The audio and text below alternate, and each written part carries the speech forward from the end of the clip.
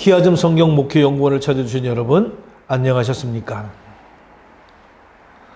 히브리적 사고 성경 해석인 키아즘 성경 구조 해석에 대해서 오늘 여러분들에게 안내를 드리고자 합니다. 저희들은 계속해서 이 성경에 나타나는 키아즘 구조를 통해서 하나님의 의도가 무엇인지, 즉 목적과 계획과 뜻이 무엇인지를 성경을 통해서 알아가며 여러분들에게 이 말씀을 제공해 드리고 있습니다. 저희들은 히브리적 사고 성경 해석인 키아즘 성경을 통해서 우리는 키아즘 구조를 성경에서 찾아 하나님의 의도를 찾아가는 그런 시간을 여러분들과 함께 하도록 하겠습니다. 우리가 성경을 잘 이해해야 하는 것은 하나님의 의도를 찾아서 하나님이 어떤 목적으로 또는 어떤 계획을 가지고 어떤 뜻으로 우리들에게 이 말씀을 전해주는지를 우리가 잘 알면 더 큰 은혜가 여러분들에게 있을 것이고, 또 이 하나님의 말씀을 삶으로 적용하는데 부족함이 없는 아주 귀한 말씀이 여러분들에게 이루어질 수 있도록 되어 있습니다. 우리는 계속해서 이 성경에 나타나는 키아즘 구조를 통해서 여러분들에게 좀 더 가까이 가기를 소원합니다. 그리고 또 여러분들이 하나님의 말씀인 만큼 이 복음을 더 많은 사람들에게 또 전달하고 소개할 수 있는 귀한 기회도 있었으면 좋겠습니다. 저희 키아즘 성경 목회 연구원에서는 매주 목요일 오전 10시부터 오후 3시까지 키아즘 성경 구조를 통해서 성경 정보를 우리가 강의하는 그런 시간을 갖고 있습니다. 여러분들이 관심이 있으신 분들은 저희들을 찾아오시면 저희들과 함께 하나님의 말씀을 연구해서 좀 더 많은 사람들에게 하나님의 말씀을 증거하는 좋은 기회가 되었으면 합니다. 저희들은 페트라 신학대학교와 페트라 신학 아카데미를 운영하고 있습니다. 여러분들의 공부를 더 연장하고, 또 여러분들이 또 성경의 연구를 더 깊이 하고, 또 신학을 연구하기를 원하고 목회자를 희망하는 분들이 계시다면 저희 아카데미나 또 페트라 대학을 방문해 주시면 여러분들이 좀 더 깊이 있는 성경의 연구를 통해서 좋은 지도자가 될 수 있도록 저희들이 잘 안내를 합니다. 여러분들이 함께 해 주시면 참으로 감사하고요. 또 많은 사람, 또 많은 목회자들이 또는 주변에서 신학을 공부하는, 또 준비하는 그런 사람들이 있다면 소개하시고 우리와 함께 연구할 수 있는 기회를 마련해 주시면 참으로 감사를 드리겠습니다.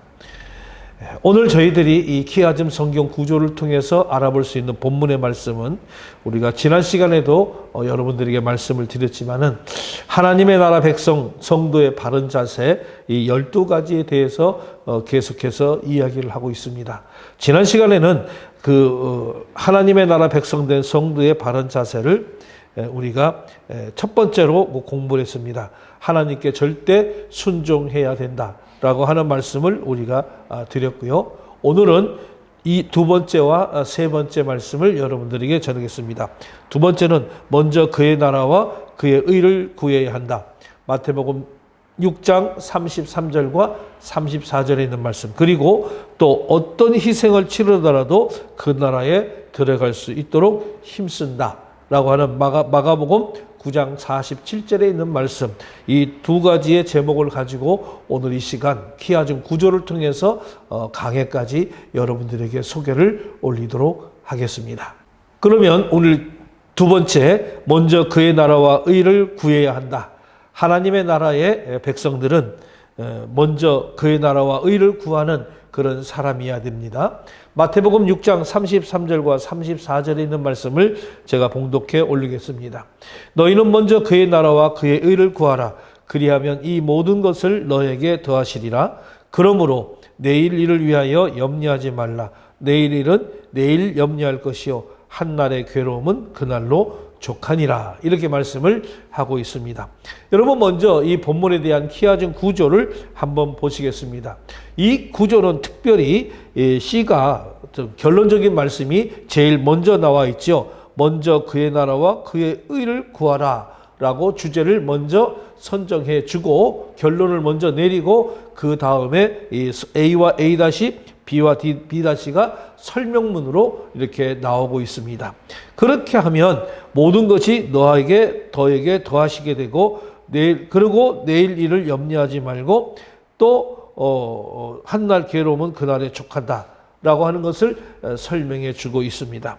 그러니까 우리가 먼저 그의 나라와 그의 의를 구하는 것이 우선순위가 되어야 된다라고 하는 말씀을 우리가 이 키아즘 구조를 통해서 간단하게 결론을 내려놓고 우리가 이 본문들을 설명해 주는 것을 볼 수가 있습니다. 그러면 이 본문에 대한 내용들은 어떻게 구성되어 있는가를 우리가 좀 알아보도록 하겠습니다. 자, 먼저 너희는 먼저 그의 나라와 그의 의를 구하라. 여러분, 여기서 먼저라는 말이 있는데 이 먼저라는 말은 헬라어에서 프로톤이라는 말을 쓰는데 이 말은 상대적으로 어떤 먼저라는 정도가 아니라 절대적인 의미로 무엇보다도 먼저 이런 뜻을 갖고 있습니다. 그래서 첫째로라고 하는 그런 의미가 될 수가 있겠죠.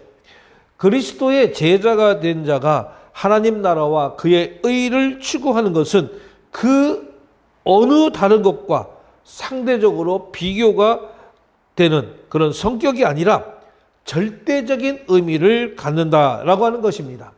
그래서 자신의 유익을 구하는 것이 아니라 하나님의 나라와 이에 적합한 그런 어떤 윤리적인 삶을 구하라고 하는 이 본문의 명령인 것이고 성도의 삶이 신본주의적인 삶이어야 된다고 하는 것을 우리들에게 교훈해 주고 있는 것입니다.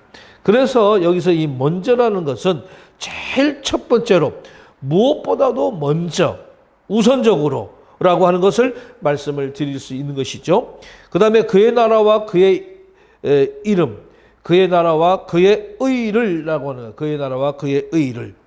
자, 이 말씀은 우리 성도가 추구해야 될 바가 무엇인지를 직설적으로 나타내주고 있습니다. 성도는 하나님의 나라와 하나님의 의를 추구하는 것을 삶의 목표로 삼아야 합니다.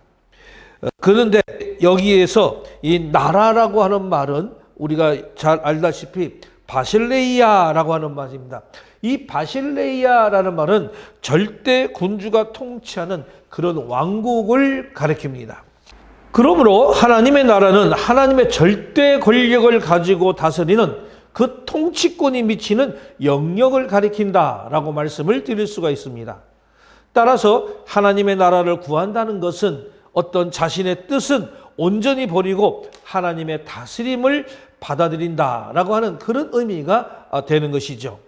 그리고 그 의라고 하는 말이 나오는데 그 의라는 것도 어떤 인간적인 기준에 있어서의 의가 아니라 순전히 하나님께서 설정하신 그 의를 가리킨다라고 말씀을 드릴 수 있습니다.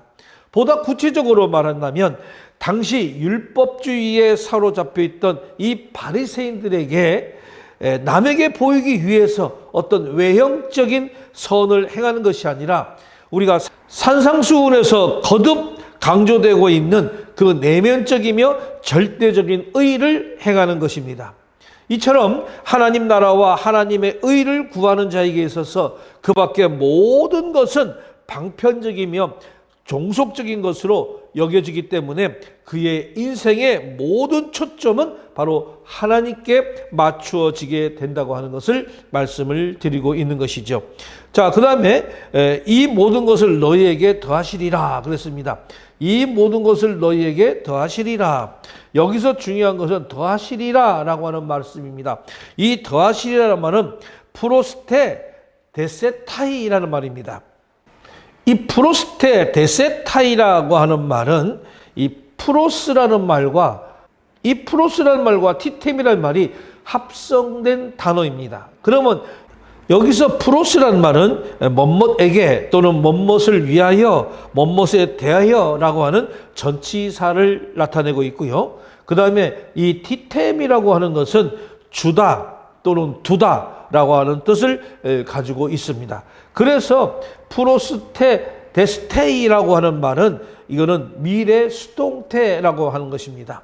그러면 수동태는 우리가 어떤 수동태냐면 이걸 갖다서 우리는 신적 수동태다. 그렇게 말씀을 드리고 있습니다. 그러면 이 본문에서 신적 수동태로 사용되어 있기 때문에 이 일을 행사하는 분은 누구라고 하는 것입니까? 바로 하나님이심을 우리들에게 보여주고 있는 것입니다. 그러니까 그의 나라와 그의 의를 구하면 모든 것을 너희에게 더하여 주신다라고 하는 것은 하나님께서 우리에게 더하여 주신다라고 하는 것으로 우리는 이해하면 좋겠습니다. 또한 미래형이 사용되어서 먼저 그의 나라와 의를 구하는 자에게는 미래 장차에 이 일이 다 이루어질 것이라고 하는 것을 우리에게 보여주고 있는 것이죠. 그리고 단순한 어떤 내용 전달만 위해서라면 이 프로스티테미 대신에 요 티테미를 사용해도 되는 것입니다. 그러나 프로스라는 전치사가 이 접두어로 붙은 프로스티테미 이거를 굳이 사용하는 것은 그의 나라와 그의 의를 구하는 자에게는 그것을 이루어 주실 뿐만 아니라 그에 더하여 먹고 살 것과 이 모든 것을 다 주신다는 사실과 더불어 이루어 주시는 까닭이 바로 하나님의 뜻에 맞는 것을 구하는 바람직한 기도라고 하는 것입니다. 그리고 단순한 내용 전달만을 위해서라면 오늘 프로스티테미 대신에 그냥 티테미를 사용해도 됩니다. 그러나 여기서 프로스라고 하는 전치사가 접두어로 붙은 이 프로스티테미를 굳이 사용하는 것은 그의 나라와 그의 의를 구하는 자에게는 그것을 하나님께서 이루어 주실 뿐만이 아니라 그에 더하여서 정말 먹고 마실 것도 주신다는 그 사실과 더불어 이것을 이루어 주시는 까닭이 바로 하나님의 뜻에 맞는 것을 구하는 바람직한 기도를 드리라고 하는 그 사람을 위한 것이라는 사실을 보다 더 강조하기 위한 것이다 라고 말씀을 드릴 수가 있습니다. 그 다음에 34절을 보겠습니다. 그러므로 내일 일은 내일 염려할 것이요 라고 이렇게 우리 한글 성경은 기록되고 있죠. 그러므로 내일 일을 위하여 염려하지 말라. 그리고 내일 일은 내일 염려할 것이요. 이렇게 우리가 이야기를 되고 있는데 여기서 내일 일은 내일 염려할 것이요 라는 말, 이거는 앞에 나오는 내일 일을 염려하지 말라라고 하는 그 권고에 대한 이유를 설명하고 있는 거예요. 자, 그러면 여러분들 우리 한글 성경에는 이러한 것이 안 나가고 있지만은 원어에 보면 이 앞에 왜냐하면이라는 말이 나옵니다. 왜냐하면. 우리 성경은 해석하지 않습니다. 이걸 우리는 가르라고 이야기합니다. 가르라고 하는데 제가 늘 성경 해석을 할 때 우리가 이런 얘기를 합니다. 가르 성경 해석법이라는 말을 제가 얘기를 하는데 우리 성경에는 원어에는 이 가르란 말이 왜냐하면이라는 말이 나오는데 우리 한글 성경에서는 이 왜냐하면 단어를 다 빼버리고 해석을 하지 않았습니다. 그렇기 때문에 이 말이 앞에 거와 무슨 관계가 있는지를 잘 모르는 것이죠. 그러므로 내일 일을 위하여 염려하지 말라. 자, 이 그러므로라는 말도 마찬가지입니다. 앞에 나와 있는 모든 내용들, 너희가 먼저 그의 나라와 그의 일을 구하고 그리하면 모든 것이 너에게 더하시리라. 그러므로. 그러면 앞에 것이 원인이 되고 뒤에 것이 결과입니다. 그 결과는 뭐냐? 내일 일을 위하여 염려하지 말라. 왜냐하면 그 이유는 내일 일은 내일 염려하는 것이다 라고 그렇게 성경을 우리가 해석해 보릅니다. 그래서 그러므로 성경 해석법과 그 다음에 가르 왜냐하면 성경 해석법을 우리가 잘 알아야 된다라고 하는 것이죠. 그러므로 성경 해석법은 그 앞에 것의 원인이 뒤에 나오는 절이 결과가 되는 것이고, 왜냐하면 성경 해석법은 그 앞에 나오는 것의 이유가 바로 뒤에 나오는 본문이다 라고 말씀을 여러분들에게 드릴 수가, 이 본문의 말씀을 원어에 비추어서 우리가 성경을 해석해 보면 왜냐하면 내일은 그 스스로 염려할 것이다 라고 하는 그런 말로 우리가 직역이 될 수가 있겠죠. 그러니까 이 본문은 내일 일은 우리가 미리 당겨서 걱정할 필요가 없다라고 하는 그런 의미가 될 수가 있는 것이죠. 이제는 장래 일을 하나님께 맡기고 우리가 주어진 현실에 최선을 다하라고 하는 그런 권고의 말씀이었습니다. 오늘 우리에게 주어지는 이 본문의 말씀 33절과 34절의 내용을 보면 특별히 34절은 생활에 대한 염려와 또 근심을 해결하는 길은 주께서 가르쳐 주신 그런 내용이라고 하는 사실을 우리가 알 수가 있는 것이죠. 다시 말씀드리면 일어나지도 않은 내일 일을 미리부터 앞당겨서 걱정하지 말라고 하는 그런 말씀입니다. 사람의 걱정 또는 근심은 대부분의 현재보다 앞으로 전개되고 발생될 일에 대한 우려 때문에 하는 것이잖아요. 그런데 우리가 살다 보면 우리가 생각했던 것과는 정반대의 미래가 우리에게 닥치는 예를 종종 우리는 경험하게 되는 것입니다. 그리하여 안심하고 걱정이 없던 일들이 우리는 오히려 근심거리로 변해서 닥치고 우려하고 근심했던 상황은 그리 심각하게 닥치지 않고 자연히 해소되는 일을 겪습니다. 그 이유가 무엇입니까? 그 이유는 첫째로 인간의 예측력의 한계 때문이라고 말씀을 드릴 수가 있고요. 두 번째로는 우리의 모든 생활이 하나님의 뜻대로 전개되기 때문에 그렇습니다. 그래서 벌어진 것이라고 예상된 일은 안 벌어지고 안심했던 일이 큰 문제가 되어 찾아오는 예가 많이 있는 것입니다. 하나님께서 하시는 일은 인간의 지혜로서는 측량할 수가 없습니다. 그러기에 성도는 걱정, 불안, 우려 대신에 모든 것을 하나님의 손에 의탁하시면 됩니다. 그리고 기쁘고 즐겁고 긍정적으로 우리가 삶을 살아가면 되는 것이죠. 사람이 유비무환의 정신을 가지고 미리미리 준비해 놓는 일도 우리가 중요합니다. 그렇다고 장래 일들의 문제가 전혀 없을 수는 없는 것입니다.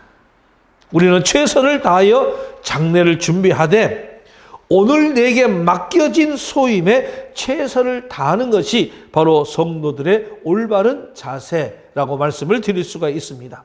그리고 내일 일은 내일 하나님께 섭리하시는 그 결과를 보고 우리는 행동을 하게 됩니다. 내일 일까지 오늘 근심 또는 걱정하는 이들은 하나님의 섭리를 온전하게 의뢰하지 못하는 그런 반쪽 신앙이요, 하나님의 사랑을 의심하는 그런 신앙의 병자 또는 환자라고 말씀을 드릴 수가 있습니다.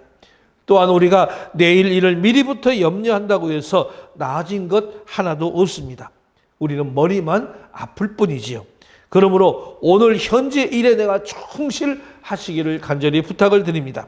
그러면 밝은 미래와 안전한 미래가 우리에게 예비될 것이라고 말씀을 드려집니다. 이제 세 번째 말씀은 어떤 희생을 치르더라도 그 나라에 들어가도록 우리가 힘씁니다. 마가복음 9장 47절의 말씀인데요. 제가 이 말씀을 봉독해 올립니다. 만일 내 눈이 너를 범죄하여 하거든 빼어버리라. 한 눈으로 하나님의 나라에 들어가는 것이 두 눈을 가지고 지옥에 던져지는 것보다 나으니라. 이렇게 말씀을 했습니다. 먼저 우리가 본문의 기하점 구조를 살펴보면 이것은 A, B, C 이런 구조를 가지고 있는 것을 우리는 점층적 구조다라고 그렇게 말씀을 드릴 수가 있어요. 왜? 눈이 범죄하면 빼어버리는 것이고 그 다음에 한눈으로 하나님 나라에 들어가는 것이 두 눈을 가지고 지옥에 던져지는 것이 더 낫다. 우리가 점점 가면 갈수록 그 말씀이 확대 해석되어지는 것을 보는 건데 이것을 우리는 점층적 구조다. 그래서 A, B, C의 구조로 이것이 이루어져 있는 것을 우리는 볼 수가 있습니다. 우리는 오늘 이 본문의 말씀에서 하나님 나라에 라는 말이 나오는데 이 말씀은 오늘 이 마가복음 9장 47절 앞에 가서 보면 43절과 45절에 영생에 들어간다라고 하는 표현을 하고 있습니다. 여기에 비해서 오늘 47절 말씀은 하나님의 나라에 들어간다 이렇게 기록하고 있습니다. 이것은 우리가 병행법으로 우리가 사용하고 있다고 말씀을 드릴 수 있는데 이러한 병행법으로 보아서 영생에 들어간다는 말은 곧 무슨 말이냐? 하나님 나라에 들어간다는 의미가 된다고 우리가 볼 수가 있는 것이죠. 그리고 오늘 본문에서 이 하나님의 나라라고 하는 것은 어떤 현재적 의미보다는 종말론적인 의미가 더 강합니다. 그래서 이 나라라고 하는 말로 우리가 이야기하는 것은 우리가 앞에서도 이야기했지만은 나라라는 말은 바실레이아라고 하는 말을 씁니다. 이 바실레이라고 하는 것은 왕국이라고 하는 개념이 아주 강한 용어라고 말씀을 드렸죠. 다시 말하면 이 바실레이아는 절대 군주의 통치가 아주 구석구석 미치는 통치의 범위와 더불어서 그 영역 내에서의 절대적 영향력의 개념을 동시에 포함하고 있는 말입니다. 때문에 하나님의 왕국은 전 우주의 영역으로 되어 있고 그의 통치의 영향력에 미치지 않는 것이 없으며 그 통치는 절대적입니다. 그러나 오늘 이 9장 47절에서 그 나라는 특히 종말론적으로 이루어질 왕국이며 지옥에 반대되는 그런 개념으로서 천국을 가리킨다고 말씀을 드리고 있는 것입니다. 자, 오늘 이 본문의 말씀이 상황의 전개가 이 3단계로 이루어집니다. 상황의 전개는 3단계로 이루어지는데 이것이 어떻게 이루어지냐? 범죄, 그 다음에 찍어버린다, 그 다음에 영생, 그래서 하나님의 나라, 이렇게 3단계로 이 상황이 전개되어지고 있는 것을 볼 수가 있습니다. 다시 말씀드려서 손에 범죄하면 손을 찍어버리고, 발이 범죄를 하면 발을 찍어버리고, 눈이 범죄를 하면 눈을 빼어버리라고 하는 것이 바로 영생에 이르는 길이다 라고 이렇게 하는 거죠. 그러면 이 말은 육신의 일부를 잘라내라고 요구하는 것이 아니라 죄의 뿌리를 근본적으로 베어버려야 된다라고 하는 그런 말입니다. 다시 말하면 철저한 어떤 영적 수술이 필요하다는 이 단호한 의지를 종말론적 심판과 연관지어서 우리들에게 설명해 주고 있는 것입니다. 만약에 범죄한 원인을 그대로 두고 있으면 지옥의 길로 간다는 자명한 확언을 통해 철저한 회개를 촉구하면서 자신이 저지른 범죄적 행동에 대해서 철저하게 우리는 책임을 져야 함을 가르치고 있는 것입니다. 그래서 이 말씀을 통해서 크게 두 가지를 제시해 보면 이렇습니다. 첫째는 손, 발, 눈을 제거함으로써 영생, 하나님의 나라를 얻는 길. 이것은 철저한 자기 회개를 통해서 영생을 얻는다는 그런 말이 됩니다. 두 번째로 범죄한 손, 발, 눈을 제거하지 못하고 그대로 방치해 두면 바로 지옥으로 들어간다는 말로 범죄의 요인을 철저하게 제거하지 못하고 근본적으로 회개의 용기가 없는 그런 사람은 지옥으로 가게 된다는 그런 말씀이었습니다. 주님께서는 여기서 한 손, 한 발, 한 눈 없는 것이 두 손, 두 발, 두 눈을 가지고 지옥에 들어가는 것보다도 낫다고 말씀을 하고 계시는 것입니다. 이 말씀을 액면 그대로 받아들이면 어떤 이단에 속한 사람들은 죄를 짓지 않기 위해서 그냥 산속으로 들어가서 운둔 생활을 하면서 그에 모자라 정말 자신의 신체를 훼손하는 그런 일까지 한 적도 있었습니다. 여러분, 그렇다고 죄에 대한 정욕이 사라질까요? 그렇지는 않습니다. 정말 우리가 우리의 손발이 범죄한다고 그때마다 잘라내고 우리의 눈이 죄의 정욕을 불러일으킨다고 그때마다 빼낸다면 여러분 어떻게 되겠습니까? 예수님 믿는 성도들은 모두가 아마 불구자가 되고 말 것입니다. 또 그렇게 신체를 훼손한다고 해서 죄의 정욕까지 없어지는 것은 아니었습니다. 그렇다면 주님이 이 말씀의 진정한 의미는 무엇일까요?